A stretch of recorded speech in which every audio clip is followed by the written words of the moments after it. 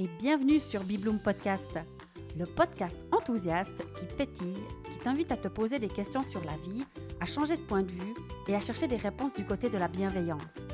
J'y partage mes réflexions et découvertes personnelles en fonction de ce que je vis au quotidien et j'invite régulièrement des personnes avec qui j'ai plaisir à échanger pour partager avec toi et t'inspirer.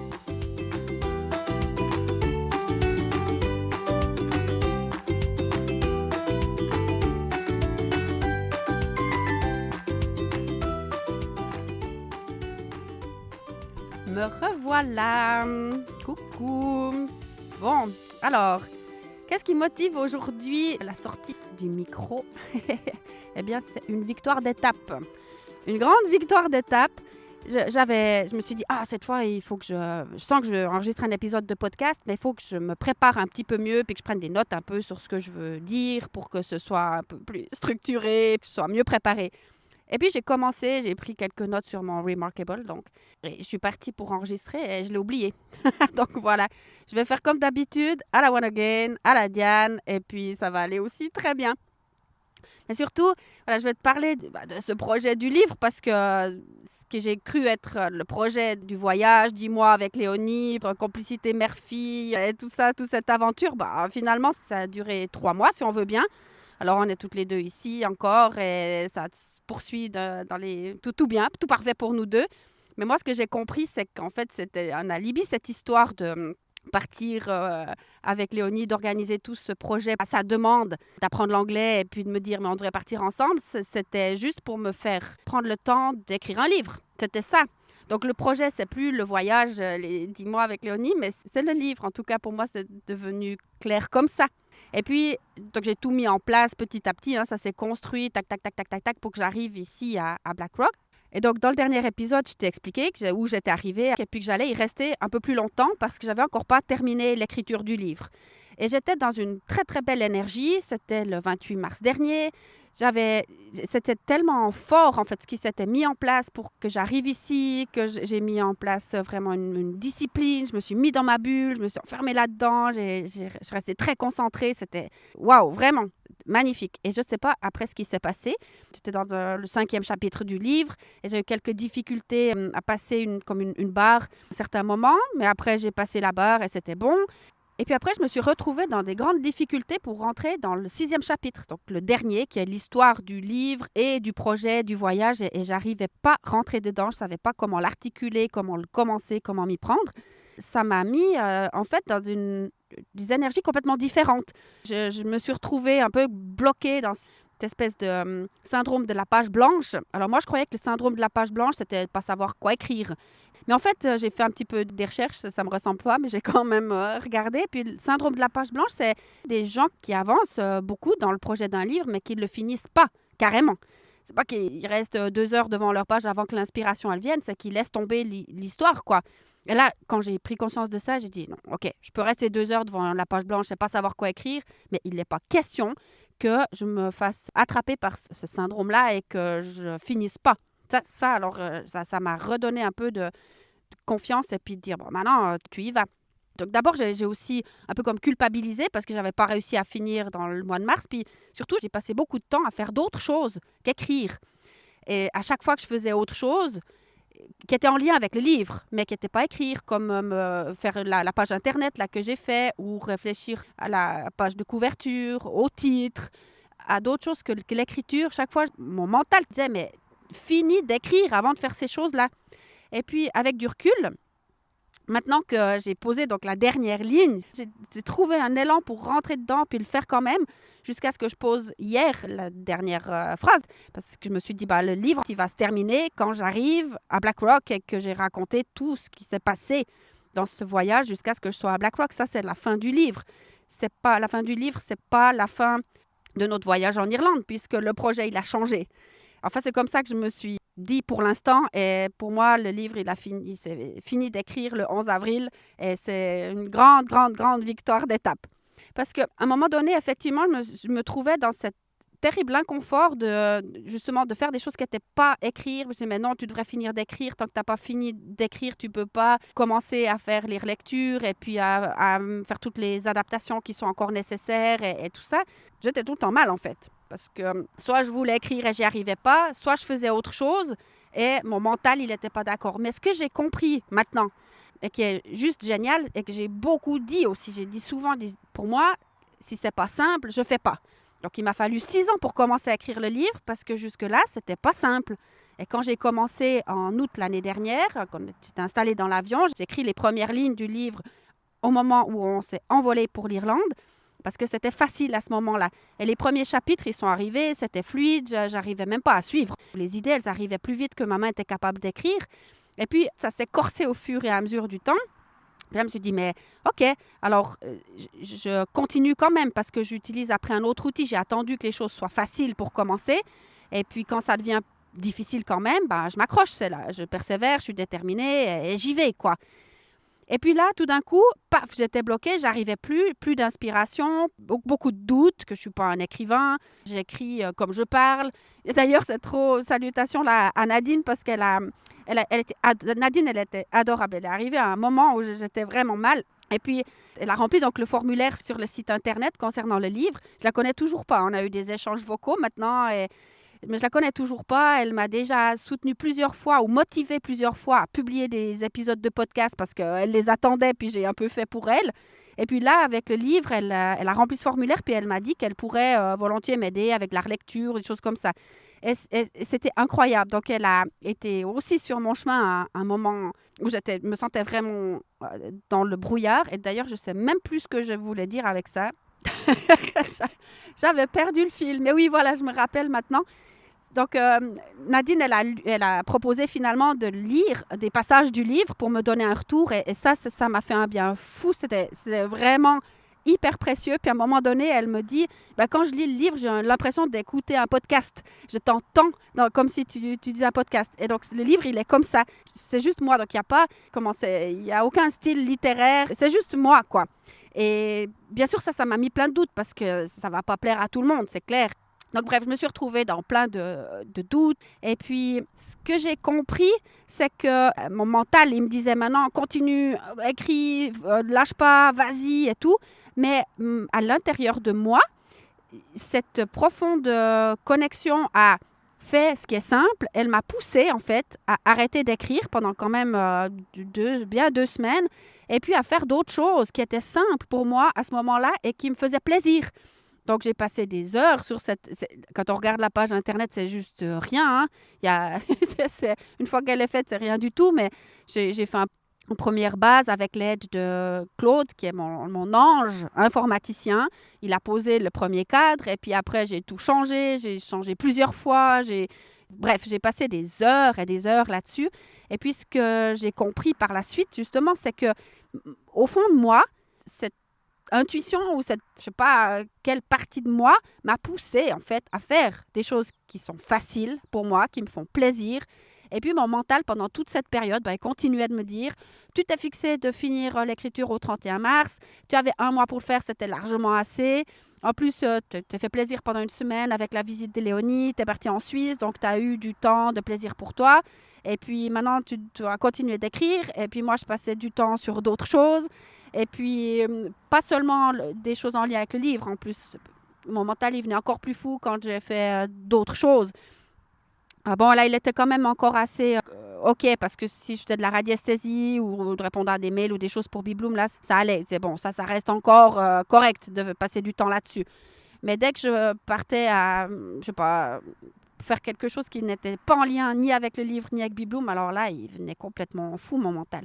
Et donc, après avoir publié le dernier podcast, là, où j'étais quand même encore dans une super bonne énergie, là, je suis passée vraiment comme... j'ai eu l'impression de courir un marathon et puis que j'avais plus de jus, quoi. Il n'y avait plus de batterie, il n'y avait plus de jus, il n'y avait plus d'envie, j'y arriverai jamais. C'était vraiment lourd sur mes épaules. Et puis, à ce moment-là, il y a eu Nadine, mais il y a eu aussi d'autres personnes, Ludmila, Baptiste, ma sœur Valérie, mon amie Valérie. Il y a plusieurs personnes comme ça, Corinne aussi. Ça m'a donné l'impression qu'elles étaient au bord du chemin, que moi, j'étais en train de courir, puis qu'elles disaient « Allez, Diane, vas-y, go, go, go !» Et ça fait comme tu sais, quand tu fais une course, et puis, bon, j'en ai pas fait beaucoup, hein, des courses, mais quand même, j'ai fait la course de l'escalade, la corrida bulloise, et puis quand de temps en temps, t'es fatigué, t'en peux plus, puis qu'il y a quelqu'un au bord de la route qui te dit vas-y Diane, vas-y, tac, ça redonne un élan. Ben, c'est exactement ce qui s'est passé, en fait. C'est la sensation que j'ai eue avec ces quelques personnes qui étaient là juste à ce moment. Ça m'a, je sais pas, remis sur les rails, quoi. Et tout d'un coup, j'ai comme rien compris.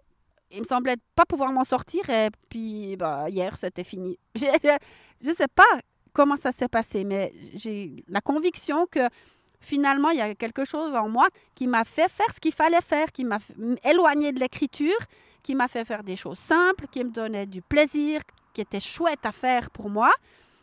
Et mon mental, il n'a pas été assez puissant pour me faire arrêter, en fait. C'était l'énergie à l'intérieur qui était plus forte. Donc, c'est qu'une victoire d'étape parce que, punaise, il y a encore vraiment beaucoup de choses à faire. On est encore loin d'une éventuelle publication, mais c'est quand même, je pense, l'étape la plus importante dans tout ça. Puis moi, même si je vois quoi qu'il se passe après, maintenant, je suis tellement satisfaite de ça que je festoie, je célèbre.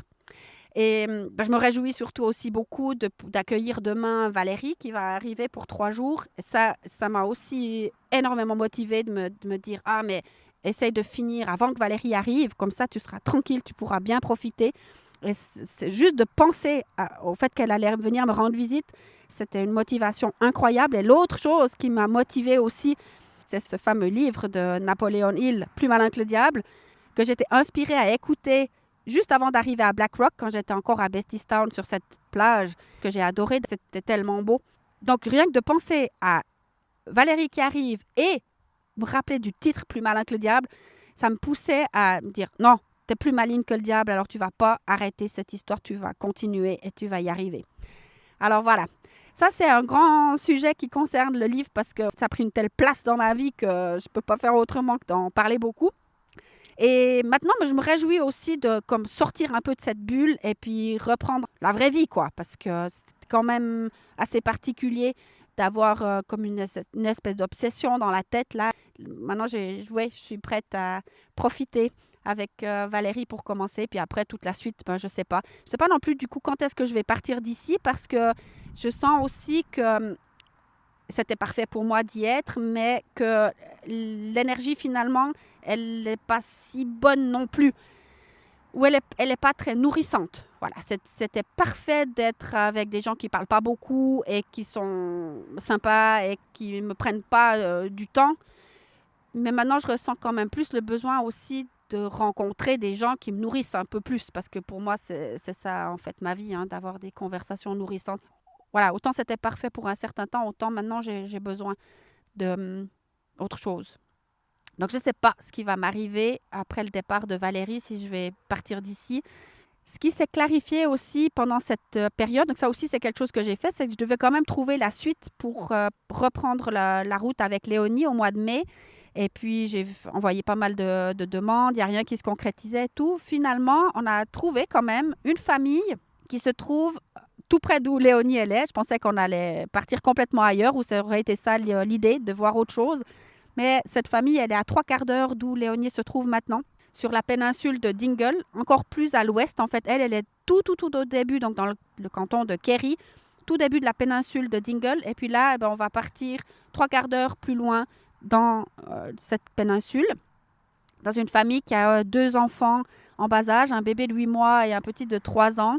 La maman s'est cassé le coude, donc pas trop cool avec 2 petits. Je pense beaucoup à elle.